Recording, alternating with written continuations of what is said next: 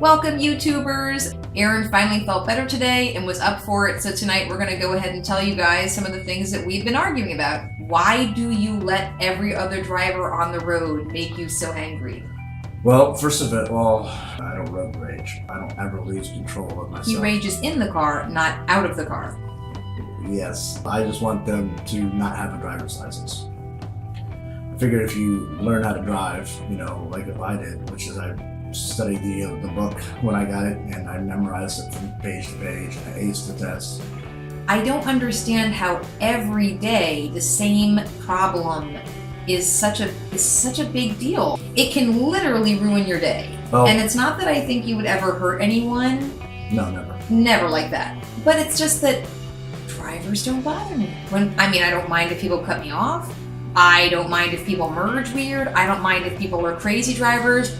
Twice, Aaron has literally saved our lives because a high-speed highway chase was happening in the opposite direction that we were driving. And by like a second, just a sliver of time, Aaron was able to get out of the way before many cars, police cars came. Twice this has happened. So his skills on the road are unlike anything I've ever seen. Do you think there's going to be a time ever where you get in the car and you go, you know what? Everybody else sucks. I'm just going to do my thing and not let it bother me. Yeah, I would say there's two things there. First one is, when I said that it's important to master something that could end someone's whole generation, right? Could kill an entire family, right?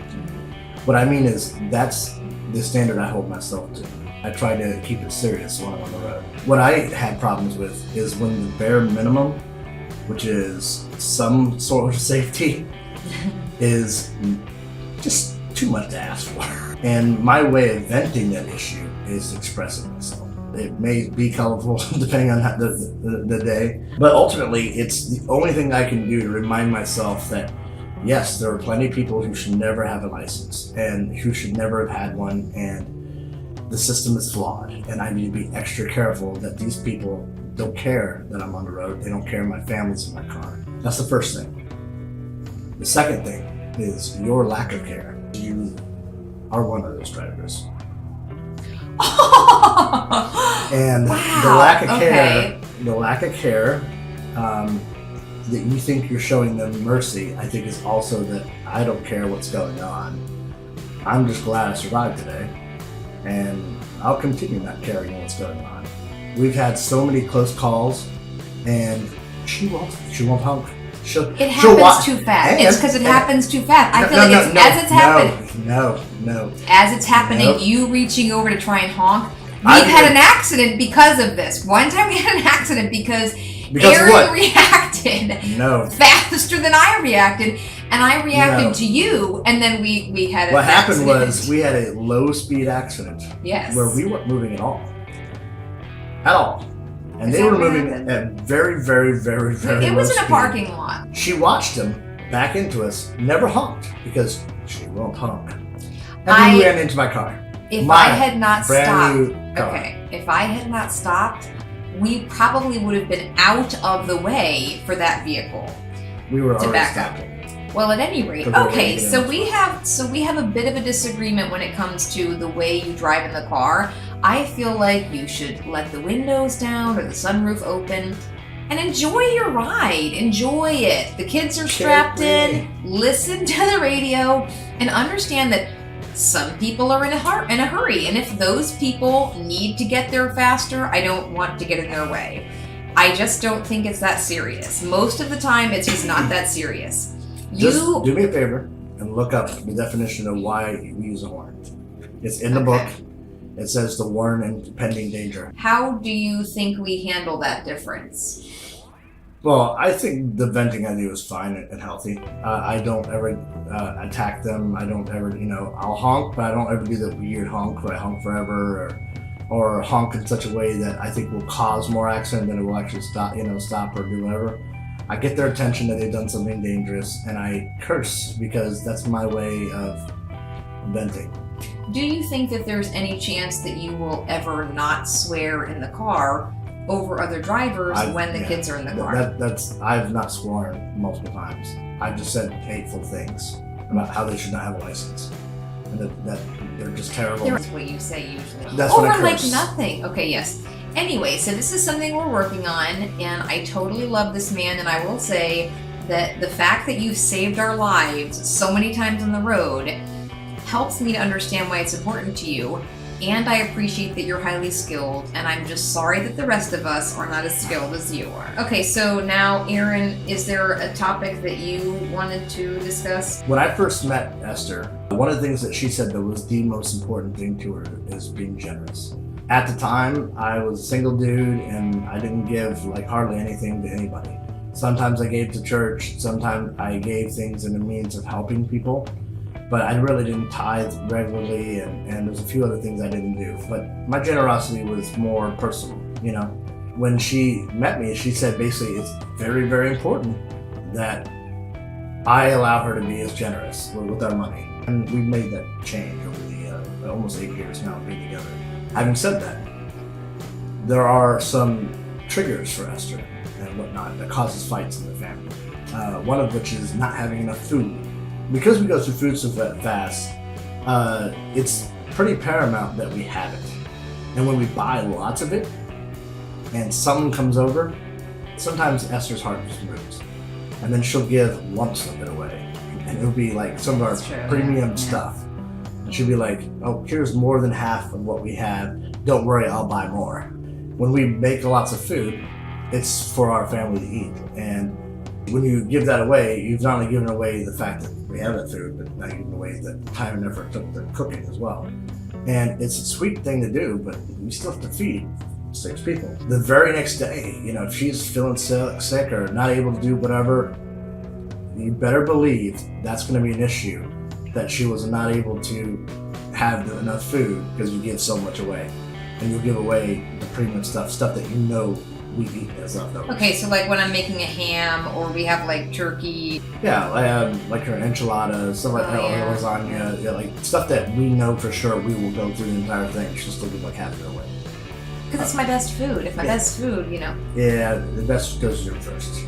How do you think we currently deal with it? Well, number one, we're not done with that. I would like to point out that how we deal with it is if I say, guest, here's some food that I've set aside for you, and Aaron goes, no, you will not give away the food. Then I'm mortified and I say, I'm sorry, my husband wants that food. I apologize that I offered it to you. It's called not communicating. You didn't communicate with me, you just made a gun-ho decision, and it's usually bizarrely overboard. Like, she's given them more than they would possibly eat, you know, and then she gives them, I want you guys to have thirds, you know? Like, what? Just give them something for the road, you know? Like, that's fine. That's totally, you're so off base. It's like, and they're like, wow, yeah, all that free food, I'll be eating for 3 days. It's like, yes, you will be eating for 3 days. Not our family, but you. We never go hungry. We always have something to eat. But I do complain. That we're going hungry sometimes, yes. Yes, I complain about having to cook sometimes. I complain about spending money eating out. So I do understand it's definitely a legitimate concern. And it's one that after 8 years of being married, we still struggle with this. Now that's the one argument, one side. There's another one. When I want to be loyal to somebody, even when they don't deserve it, or even if she doesn't feel like they deserve it, which is, you know, sometimes we disagree, and that's fine. She will fight me tooth and nail to allow me to give them a bubblegum wrapper. Like, I mean, we're talking about not even generous or something that we're missing. I mean, anything I give. Sometimes it's like, it doesn't matter if I like said something nice about them that day. She'll have something to say. Well, wow, they don't deserve that. And it's like, come on, like just let me be loyal to somebody sometimes without them earning. I have a huge issue with this, yes. I feel like, to be honest with you, there's a total difference between a stranger coming up to me on the street saying, I'm representing this organization, we need help, won't you help? And me saying, sure, sign me up, we'll help. Every month we'll donate $20 to your cause. I think that's... Like that magazine boy? It's a nature... Okay, that was different. Well, it was like $300 worth of magazines. Okay, one time I gave someone cash on the spot who sold us something at the door, and then they just took the money and went. Okay, that's different. That's different, though. That's different because that time I gave someone cash who came to my door and we never did that again. So we got scammed. But after that. Not we. Okay, this is not funny. It's not funny. That scam wasn't funny. But what I'm saying to you is that I consider an organization or a person Anyone with legitimate need to come over. Come on over, take our money. That's fun. I don't like the causes that you want to support. I don't think that they're worth it. And it makes me mad. I don't like helping the people you want to help. It's totally the truth. When you're talking about people that you watch their lives and you know things about their life and then you are asked to give, it's a lot harder because you say, are you kidding me? You have A, B, and C that I don't even have. And you want me to help you with this? And again, I'm sure this is going to sound terribly hypocritical. And I say this thinking, God, there's probably 100 instances out there where people would go, but I'm saying from a very real place that there are times when I don't want to give my time. I don't want to quote unquote rescue people. I just don't. Here's the irony of this. You're going to love this. So here's what a good cause is. She doesn't know enough about it. Yes. We're trying to be like honest here. So no, you're human. In fact, I would say you're Mother Teresa with, carpet bombing one half the time, and the other half the time you're trying to love people. So it causes fights with us because Aaron will say, oh, you gave a bum $20, you signed us up for another $20 a month payment, and you're sending someone on a mission trip, great. And then he says, hey, my friend needs this. And I say, your friend? I want Aaron to qualify via a 20-point inspection anytime he wants to give, and he doesn't require me to do that. So it causes conflict. Because our hearts are different. Yeah. I don't have the giving ability that you do, but mine is generally truly giving. Giving because I want someone to be loved and feel loved. I've never met anybody like Aaron, and he's so genuine. It's very humbling because, yes, I feel like this could be like a parable right out of the Bible. The person who gives 99% because it makes them feel good and they think it's right. The person who gives 1% of the time because it's the right thing to do or because it's really from the depths of your heart. You want to give 1% of the time from the depths of your heart. I want to give 99% of the time because I feel like it's the right thing to do. We want to build each other up. Yep. So I'm sorry that I'm such a jerk about being nice to your people you want to share with. And I'll try to work back the halting you of giving people nice things, even though in the moment I'm just crying inside. I try to shut up and be a lot less embarrassing, So this is something we're working on. Yeah. So these are our things for the week. It's late now, it's a Friday night, it's been a really long week, and Aaron's finally on medicine, so we're probably going to go ahead and say good night. Hopefully we make you feel better about you. Yes, and any way that you take positivity out of this, that's what we want to do. Yeah, we basically want to say we survived marriage another week, and we hope that everyone who might share a life with us has survived marriage another week too. It's hard. So it's hard, man. It's hard.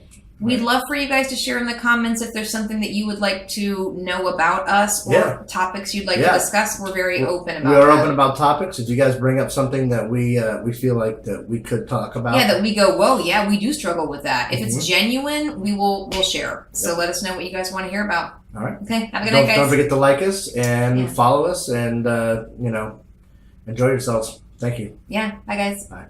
You.